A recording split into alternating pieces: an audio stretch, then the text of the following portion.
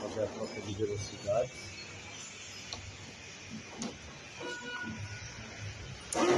Agora está na mais lenta.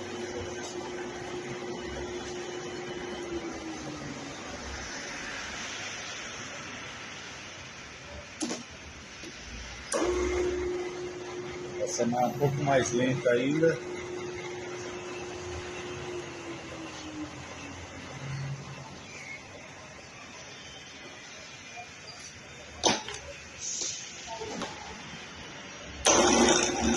É a máxima. São 4 velocidades, tá?